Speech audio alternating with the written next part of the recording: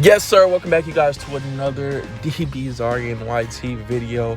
And today, I know you guys read the title. You guys already know what we're doing. We're going to be doing a team making guide for Dokkan.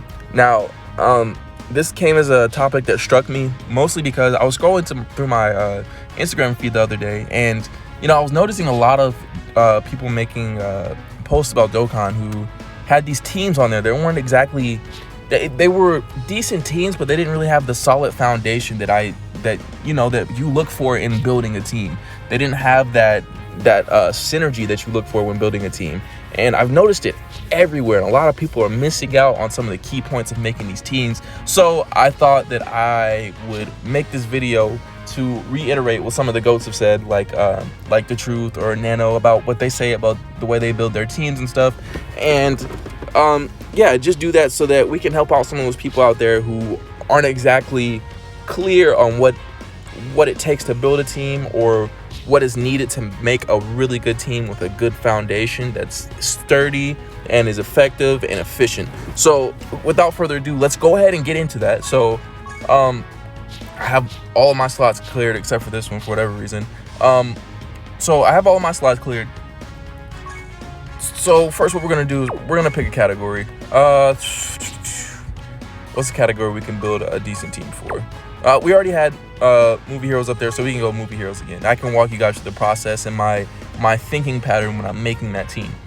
So my assumption is that upon making a team, people will try to fit as many LRs onto that team as possible. And while that will get you a ton of attack, and B, a ton of HP, C, a ton of defense, it's not always going to be the most sound, most efficient team possible. I know what you're thinking, like, oh, Dbzarrion, like, oh no, there's all LRs, like they're so amazing. Yeah, like I get it, it's so hyped to be able to fill a team with all LRs and have them all have the same category and it just be nice, but that doesn't always mean that it's the best possible team. That doesn't always mean that it's going to be the most efficient team, So with that being said, my thinking process. So more than likely, if I'm building a specific team, there's an event that I have in mind, like SBR, like an EZA, or like Infinite History, or I think the only event I don't look for specific teams when I'm building is like LGE is probably the one that I try and beat with the most variations of teams that are in categories within Dokkan. But all the rest of them, I always have like what's the word I'm looking for? I don't know, but I always have a team that's in my head beforehand, before I create that actual team. So this time it's gonna be movie heroes. Let's say I'm trying to do the AGL Broly EZA, right? He's weak against movie heroes and weak against tech, I think. Yeah, he's AGL. He's weak against tech types. So automatically, I'm gonna be looking, what is my best and most efficient tech movie heroes unit that's here right now? Now, I have what, 1, 2, 3, 4, 5, 6, 7, 8, 9 options right now. Some of them better than others. Obviously, Trunks not going on the team. This Vegeta's not awakened. He's not going on this team. This Gohan, he could make it on the team depending on how I'm feeling, but he's not even awakened, so no. This Vegeta's really good, so I'm considering him. This Goku's really good. I'm considering him. Super Saiyan 3 Goku. This Super Saiyan God Goku is extremely good. I'm seriously considering him. This Vegeta, he's a really good free-to-play unit. I'm considering him as well. This Super Saiyan 3 Goku, he's a little outdated, but he's still efficient enough to be able to be placed on this team. So yeah, I'm already looking at those. These are the people that I'm gonna want to fill in the blanks with. But before I do any of that, I need to have my leader. Guys, I cannot stress this enough. You cannot throw just anybody in the leader spot and expect them to do what other leaders can. You cannot have Super Saiyan 3 Goku, AGL Super Saiyan 3 Goku, leading a team of miscellaneous other Super Saiyan 3s. It's not going to work. It's not going to work. To my knowledge, there is no Super Saiyan 3 Goku that leads the Super Saiyan 3 category, unless Unless int, I don't know. Let me check before I go ahead and say anything, because int transforming Super Saiyan 3 Goku could be a Super Saiyan 3 category leader. Other World Warriors and Super Saiyan 3. Okay, he's a Super Saiyan 3 category leader. Whatever. My bad. I was wrong. I'm sorry, guys. But anyway, back on topic. You can't just throw miscellaneous units in the leader spot and expect them to carry the team the way an actual leader would. I've seen people come to my comments or to my DMs and be like, "Yo, I'm trying to beat this event. My team's not really thriving. I'm trying to figure out why." And then I'll go and they'll have a freaking tech cell leading a team of Vegetas, and I'm like, bro, you don't even have a leader like at all. So I would have to rearrange their team for them and explain to them why this type of unit is best for this type of category and this and that. And yeah, it can just be a mess. So to my knowledge, I think there's only how many movie boss category leaders are there? Or movie hero category leaders? I think it's just, is he movie heroes? Hold on, let me see if Gogeta, it doesn't matter. Final trump card, infusion, and the okay. Anyway, we know who the movie heroes leader is. It's AGL Gogeta. Boom. We got him. We know he's the movie heroes category leader. Nobody else needs to go there. That top left spot is reserved for the leader. You can't just put him anywhere on the team and have him lead your team. He has to be in the top left spot. Put him there. He's the movie heroes leader, right? Great. Cool. We have him. He's there. Now our team is going to be supported by, let's read it. Read it with me. Movie heroes category, ki +3, attack plus 170%, HP and defense plus 150%. Or fusion category, ki +3, attack plus 170%, HP and defense plus 130%. Boom, there you go. So you can have fusions on the team. You can have movie heroes on the team. I recommend sticking to movie heroes. If it's a movie hero and a fusion, cool. Great, that's best case scenario for you. If not, don't even put them on the team. Don't. Okay, so we have our leader. Broly is an AGL type. We're gonna have as many effective tech units on this team as we can possibly get. Okay, first and foremost, this Goku is amazing against movie boss units. All you have to do is read. Ki +3, attack and defense plus 100%, randomly changes key spheres of a certain type to rainbow key spheres, attack plus 70% or plus 7%, in addition per rainbow key sphere obtained, damage received minus 77% when there is a movie boss category enemy. That is more of a damage debuff than a Whis item gives you. Take him. He is also a tech type, so he's going to take even less damage. He is going to be one of your optimal units on this team. He's going to be one of your best units on this team. Take him. Great, now that we have that out of the way, whether or not you want to use a free-to-play unit is completely up to you. Nobody's going to fault you for using a free-to-play unit. There are some really good free-to-play units. For example, this Super Saiyan God Vegeta, Super Saiyan Blue Vegeta. He's really good. He has an easy A, even though he's free-to-play. He's going to be really solid. He's going to tank damage because he's not going to take damage from an AGL type movie boss category leader or a category enemy. Let's read his passive. Attack and defense plus 77%, ki +4 and plus an additional attack plus 50% when there is an movie bosses category enemy. So he gets a 55% attack buff when put him on the team. Put him on the team. Okay, look, got it. We already have 2 slots filled. All right. Now judging from this Goku, you can already see.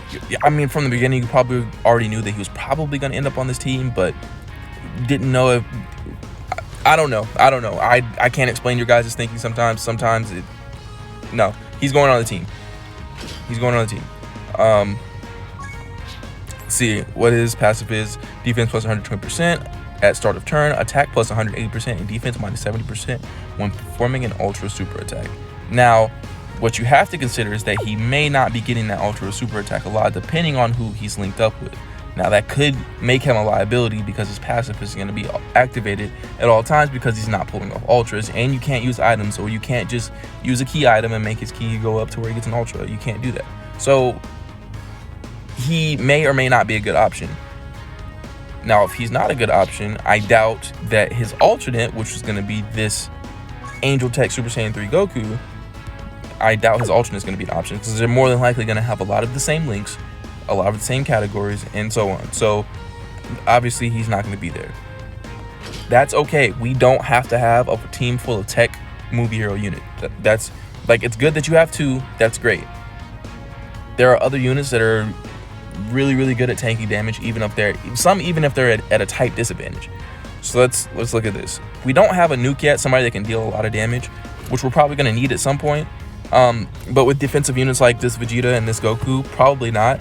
But for the sake of the video, I'm going to say that we can. What you want to do is, if there are any type neutral units, so units that have the same typing as the enemy that you're wanting to go against, it's probably best that you put them on there if they're an actual good unit. So my thought process would probably be Bomku, because he puts out a massive amount of damage. He's kind of an asshole, so I would put him on the team automatically.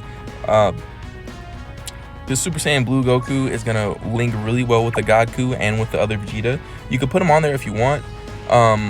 He's not gonna put out a whole lot of damage, but he'll put out enough, I feel like. And then there's this AGL Super Saiyan 3 Goku. He could possibly go on the team, but like I said, he's probably sharing a lot of links that this Tech LR Super Saiyan 3 Goku has, and the Tech Angel Super Saiyan 3 Goku. So that one's completely up to you. You can do what you want with that. Somebody else to look for. So Gogeta, pretty much all of his units are attack effective against all, right? So regardless if he's at a type disadvantage or not, he's going to be effective in attacking. That doesn't mean he's going to guard. That does not mean he's going to guard. Listen to me when I say this. If I put STR LR Gogeta on this team, he'd probably get smacked for a lot of damage if he ever got super. That's a liability. Yes, he's a great unit. Defensively, not so much. He's a liability. So is the other STR ECA. So if I was going to put a Gogeta on this team, besides the AGL one, it'd probably be the Ant one. I know he doesn't have the EZA, but he's still a really hard hitter. His attacks are effective against all types. So I'm going to throw him on there in replacement for the other two Gogetas. Now let's see. Who else do we have left? Now we have an LR Gogeta, the physical one. We have Great Saiyaman 1 and 2. We're not putting them on the team. We have one slot left. And usually that slot is reserved for a support type unit. That's how I build my teams. Keep in mind, this is just me.